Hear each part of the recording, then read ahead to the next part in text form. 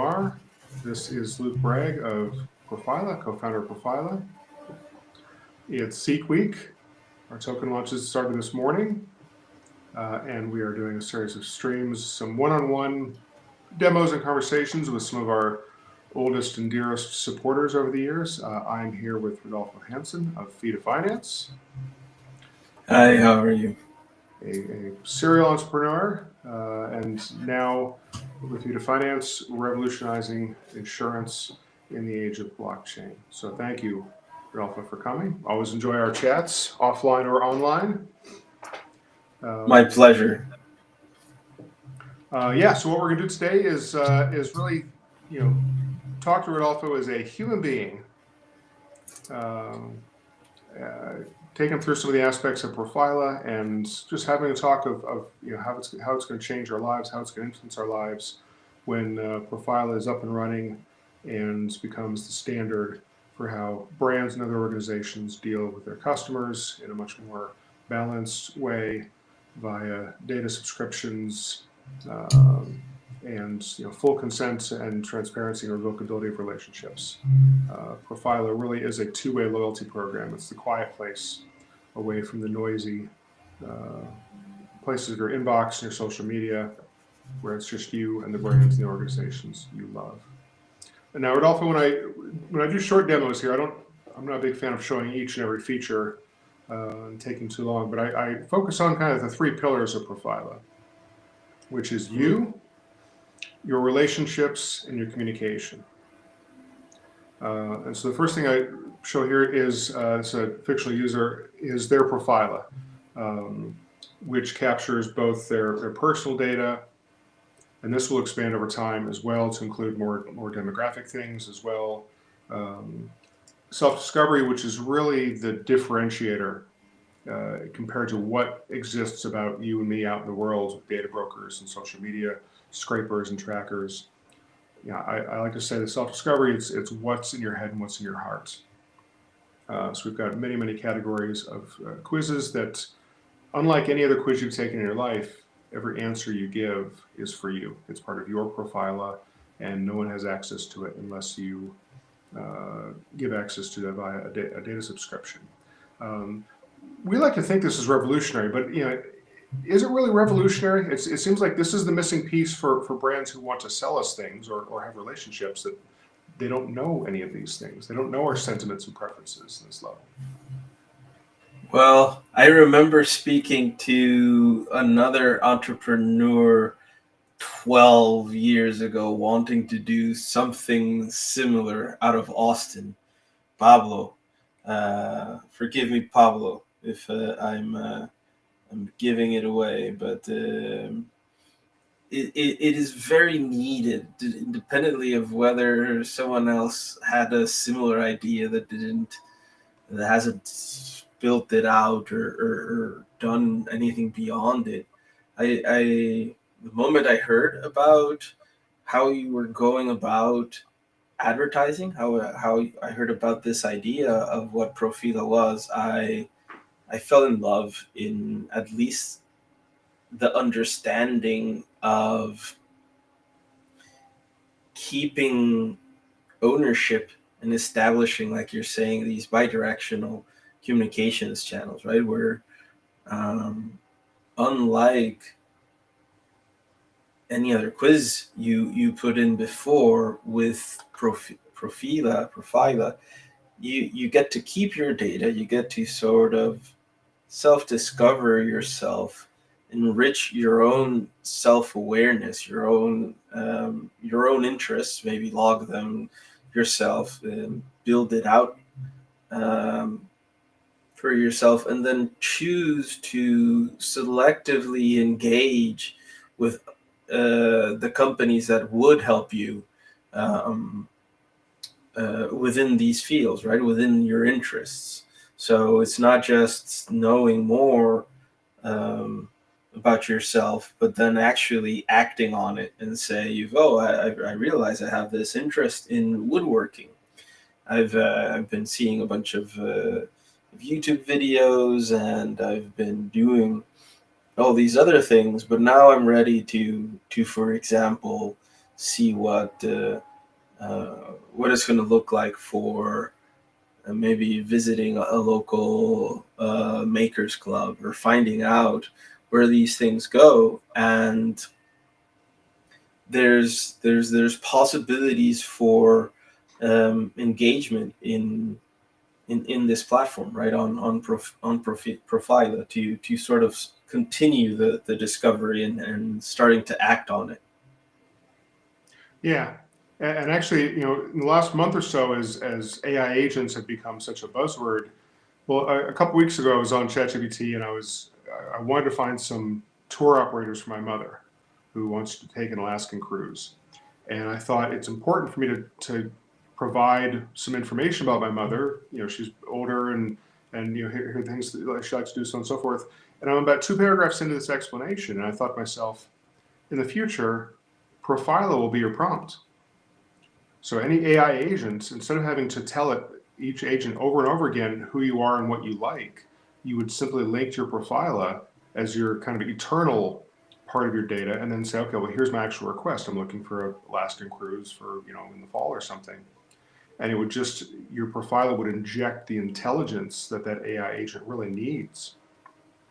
And I was really happy when those thoughts came to me, because I was like, well, that means that we've developed ourselves in a way that whatever comes next, your Profila will always be able to be useful in that world. And the challenge for that is to make it easy to use. And I easily imagine that we're going to have a separate app in the future that's just answering questions about yourself and collecting badges and collecting insights, and knowing that trust, that it's yours, and until you want to license it out. But the other thing I think about, based on what you said, is the idea that right now, advertising, or even just matching up people with what they want, is a very, very active, aggressive, requires a lot of effort. I call it searching and stalking. So if you're doing the searching, you go to someone else's website, you've got to figure out how they see the world, so I can actually see, go through the website, see if there's anything of interest. And on their side, they're stalking. They're trying to scrape up as much as they can, and anything they can find about you. But all that's a snapshot. It's not kind of ongoing. And it's so inefficient. And future Profila, I think things can be much more passive. Meaning, using your woodwork example, having an anonymous avatar with a lot of your insights in a marketplace, and saying, I'm just looking for interesting events or interesting clubs in my area. And it just becomes a feed of things that you want based on a certain interest. And you can have as many of those avatars out in our marketplace as you want. And things are just coming to you, and they're already matched. They're already more smartly matched than they've ever been before. Because your Profile will have so much intelligence about you, because you put that in there. So for me, I'm interested in your thought on that. It feels like a successful Profila will change at a very fundamental level how people engage with things that they want, and also brands, how they engage with people who, trying to find people who want what they have. And it'll I've said this before, we'll look back and realize how dumb marketing is now, and how ineffective and inefficient it is. Can you get there in your mind? Can you imagine 100 brands subscribe to Profile, and you've got things in the marketplace, and you've got AI agents that you just click a few buttons and have it linked to your Profile? Am I crazy to imagine how fundamentally different this will be? I love the idea of the agent, and as a serial entrepreneur, as you described me, or as someone who just grabs onto ideas and plays around with them in their head way too much than I should. That one's really interesting, because you can vectorize, right? You have all your data in all your Profila data, all your existing sort of knowledge about yourself that you can continue to enrich, right? As more of your activity becomes digital and re-accessible to yourself, right? Redigestible by yourself, all of a sudden, like having having agents live, right? Having AI agents doing, let's call it research for you. It could start off as simply as setting up Google flight alerts, right? To Yep. get you like, okay, a flight from where I am now to, it seems like it'd be really cool to visit either of, I don't know, I'll say Acapulco or um, the wherever, wherever. Hmm. Maybe some other beach on the Pacific coast of Mexico instead, or maybe Hawaii, right? And it's like, because it's the agent is smart enough, like you're feeling like going to a sort of really nice beach, right? And it just pre-filters things for you Yeah. and starts running an agent flights, and then doesn't stop there, but maybe offers you a it turns into some sort of choose your adventure vacation, right? That you go from there, out of whatever what was it interesting you at the moment. It could be that, or it could be like the woodworking shop, and then you're browsing things, and it looks like you're gonna try to build a let's say a table, just to do some to bring something up, and then it's you go it goes it keeps track of the things that you're missing, so you'll go to the local hardware shop with the things you need to buy to build yourself a table, right? And it's okay, it doesn't forget the glue, it doesn't forget the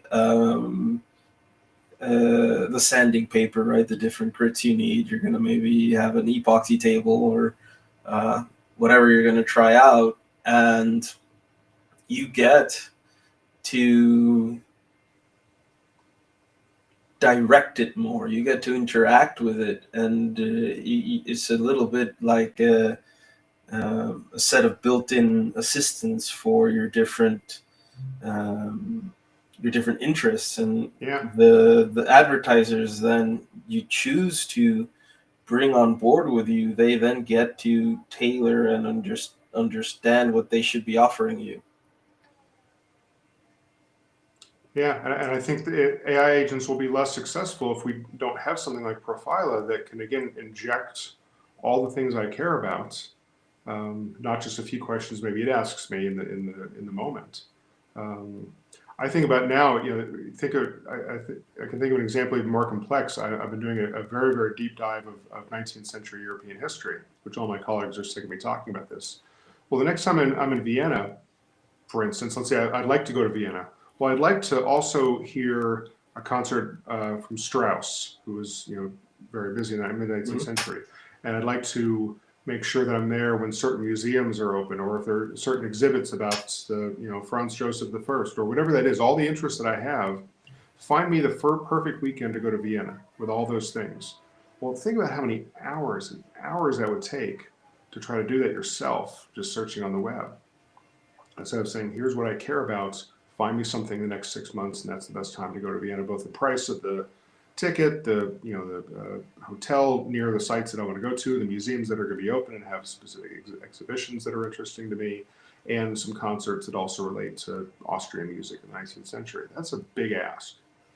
But an AI agent should be able to do that in the future pretty easily. Or I'm starting a new hobby, and where do I get Mhm. started?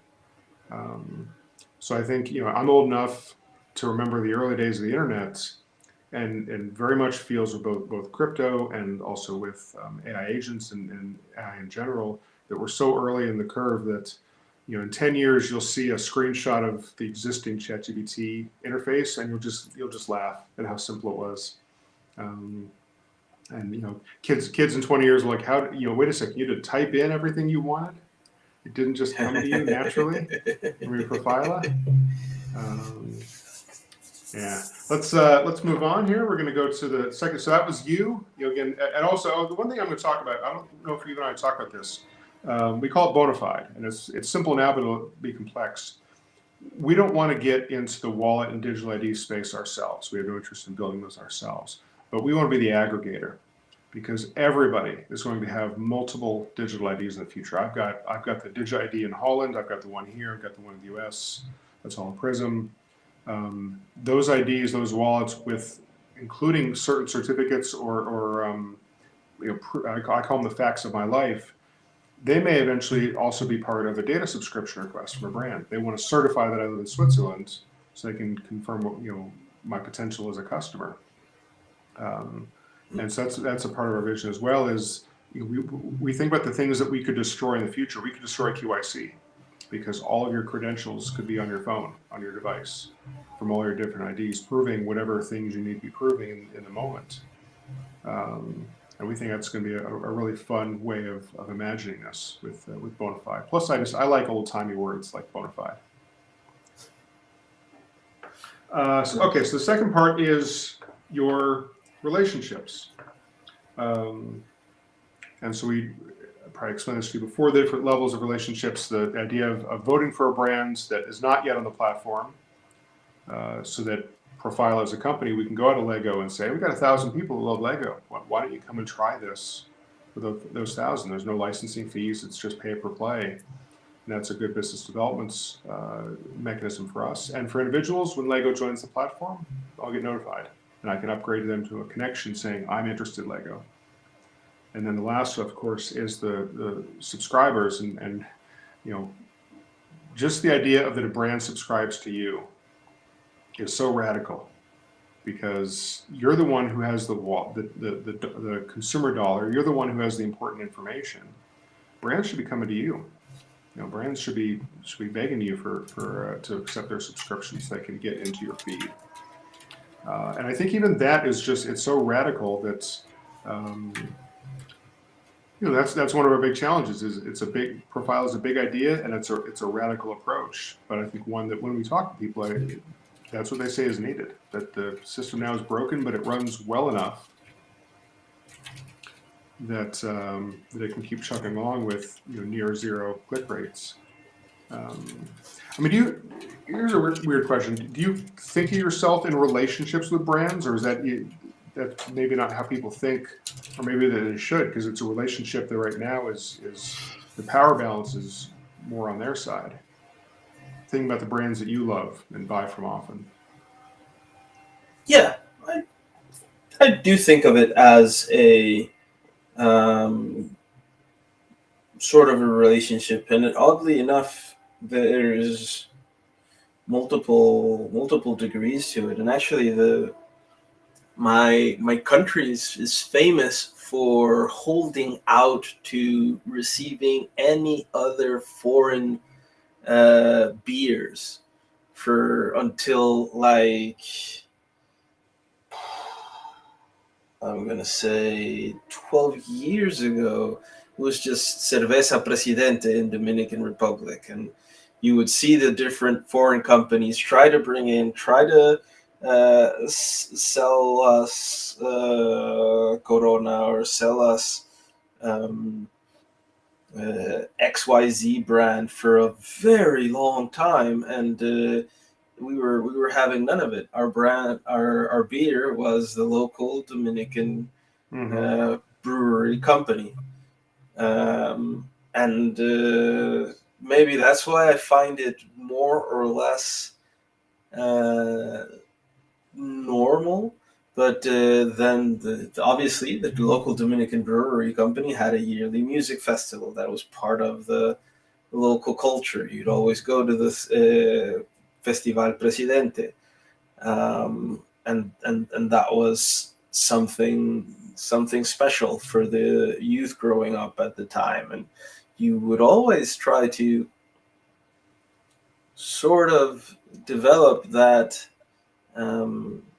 connection. I mean, it isn't exactly well, in the case of the Dominican beer, there was a little bit of a sense of identity, but also a sense of shared interest with other smaller brands as well, like the local market for meets or whatever, you have that, and that is very many places still keep that relationship, right? And um, in the UK, I think it's with like your local pub. It's still very, very. Yeah. It's a very sacred thing. Um, so yeah, there's this. Then you go to like sports clubs, or you go to other things that you integrate with that are really nice.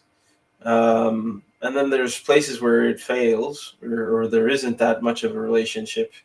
Oddly enough, with your carrier providers, right? Your cell phone carrier providers is really hard to um, to pick one, and then you notice it in the tactics, which I find really, really, really peculiar. I've tried to set, for example, a relationship with, I don't know, let's call it Zigo locally here in the Netherlands.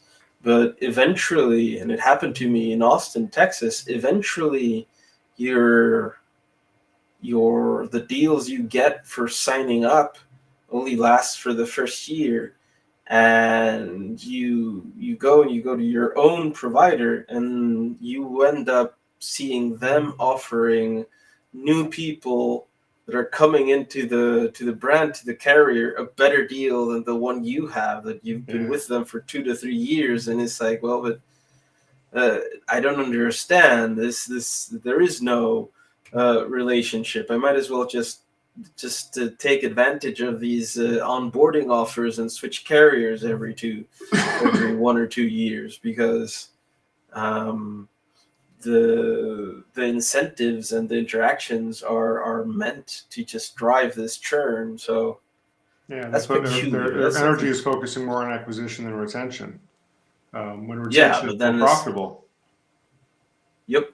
But then it's reversed, right? Then you get the situation where you're always like losing people. And I can imagine probably, either the numbers they report publicly or whatever, that new customers is a metric they care about, therefore that's what they focus on instead of, revenue per customer or things like that. And we're definitely a retention play, until we have volume. But this is where you come to turn your $100 customer into a $500 customer, and that's a lot more profitable than the spray and pray of social media, where you're just trying to grab. And of course, if you're a creative market or marketing people, well, yeah, the acquiring customer, the cool ads. We had the Super Bowl last night, and that how much creative energy went into that. Well, those ads weren't keeping anybody as a customer. They were just trying to get their name out there. And the idea that awareness somehow is profitable, when no, it's retention that's profitable. That's definitely the angle that we've taken with folks. I'm going to go to the third part, yeah, which is your communication, which of course also has details about our 10% bonus for new Zeek holders. Um, we intentionally designed this to be similar to what you see in social media, to be a little less radical in that part. But the key differences are on the individual side is there's no algorithm in this feed. It's you and the brands you've let in the door. No one can sneak in with a sponsor post or whatever. So it is a very quiet place. And on the brand side, again, I'm getting this because they know more about me. They can say, okay, we're going to run. Luke's a hiker. Okay, let's focus. He's part of that campaign, but he's not a campaign for women's fashion or whatever. And so much of marketing is lost because of that now. And we're really excited to see how this feed evolves, and giving brands more and more space, because again, it's really just that one thing you're looking at, and hopefully for brands, longer engagement. And this may go beyond just images or videos, and it could be a lot of other things as well.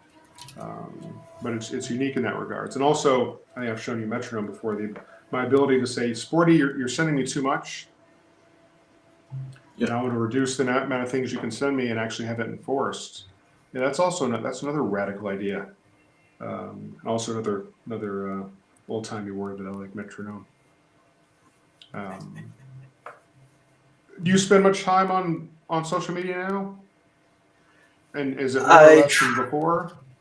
I try to spend as little as possible, but because of my involvement with Fida and the Cardano community, I'm now spending a sizable chunk of time on X. Hmm. So that's my that's my modest connection with social media. Otherwise, I can't. It's Yeah, it's too much. It's just a flood of yeah. noise. I know I spend so much less on time on Facebook and Instagram because it's no longer the things I've actively said I'd like to see. My my Facebook feed is almost all stuff that's just been injected without my permission. And so I use private messaging, whether it's Facebook Messenger or WhatsApp. I use those so much more to even to share links or share pictures with friends as opposed to doing it in a public performance. Because I think it gets exhausting after a while. And then I mean, I remember when Facebook launched outside of universities in late '07. My gosh, I mean, that was a glorious time of finding old friends. I think I've been out of high school for 15 years. So name will pop in your head. You go on Facebook, there they are. My gosh, I've been talking to you a long time. Um, Yep. yeah, but it just evolved where more and more things were sponsor posts or things I didn't ask for, and sometimes they're interesting. Most of the time, they're not. Um, and I think I'm sure they've seen that trend as well, that people are sharing less, and therefore they have to get even more kind of hysterical and screaming and being noisy. Well, they I think the big one was that they were gonna make fake people. Hmm. They were gonna bring AI personas, and like you won't be able to tell if they're actually human or not. They're gonna, not by I, users, but by I think Facebook, the that platform Instagram, I think, is itself. now. I go sometimes on the Discover, and I'm like, my interest goes down immediately because I was like, none of these people are real. This is just AI created, and I think that's another trend that I think benefits us.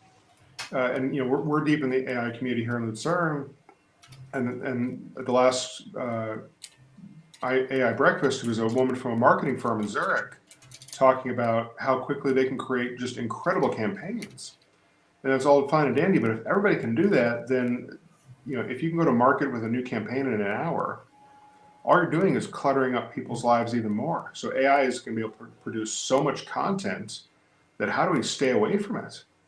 It's going to be even more a deluge than it is now because it's so easy to do. It's so accessible for anyone. So AI is democratizing things, but that just means that if 90% of everything is crap, that means that just now we've got a 10,000 times the amount of crap in the world, Yep. and more hysterical competition for our eyeballs. And then again, that works into our model of no, this is your quiet place. This is a place for real relationships with brands. Um, Yeah, that's what I liked about the proposition, because it's either just war, right? Just like chaos mhm. and noise, message over message over message over message, versus it's not working. Like it was a decent enough model when a few of the beginning brands came in. It was nice to see a relevant comment every once in a while, but we've lost control. So Yeah, instead of like adding more, right, more fuel to that fire, let's just take a step back and change the dynamic. Let's do something like a controlled feed where you just allow what can come in, right? And at what frequency, so you get more of a tailored experience. You can obviously, maybe one week you're curious about what's up there, or you want to see a little bit more, and then you dial it out.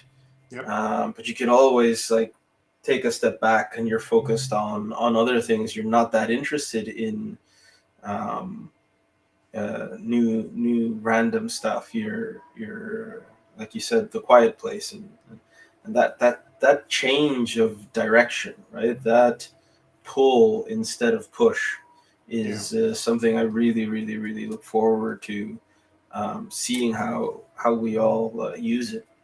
Yeah, and I think also, we'll be using AI to, that essentially is your personal assistant. I call it sidekick. That'll probably be the name of this, because every superhero needs a sidekick. And in the future, it may just give you suggestions. Hey, this avatar you have in the marketplace, you're not interacting with any of the content. Do you want to pull that avatar off the marketplace for the time being? Or you're not really interacting with this brand. Do you want to lower the temperature, lower the volume a little bit, and just make suggestions to continuously craft? So again, more passive. It's just kind of saying, well, based on your behavior that no one else sees but me, your AI agent, would you like to change these settings in Profila, or would you like to find new brands in this segment because you're not interacting much with the brands you have in your feed already? Those are the kind of things that can be so intelligent, but it's got to work for me, and people have to have the trust again that your sidekick is only for you. It's not aggregating. It's not doing nefarious things in the background, and it's not trying to nudge you just to engage in more commerce. Yeah, so I think the core model of Profila will accommodate all the things that are coming down the road, which make us very happy and very optimistic. Yep. Yeah. Well, we're over half an hour here. This went quickly. Yep. Rodolfo, I appreciate your time. This was a lot of fun. I'm sure very much so. One of many conversations we have. So I want to thank you for coming today, and we're going to close things out. Again, I am Luke Bragg, co-founder of Profila, with today's one-on-one chat with Rodolfo Hansen from Fida Finance. So follow both of us on both of our companies on Twitter. We're revolutionizing customer relationships, and Fida Finance is revolutionizing insurance. So it's Zeek Week. We're launching our token Zeek this week on both LCX and MinSwap. Lots of links on Twitter to find those pages and get into Zeek. Zeek is the circulatory system of the platform. You will earn and burn, and also with every feature coming up in the future, there'll be opportunities to both earn Zeek and also spend them in the platform for the things that provide value for you. So thank you very much, and I'll see you on the next live stream, whenever that is. Bye, guys. Thanks again.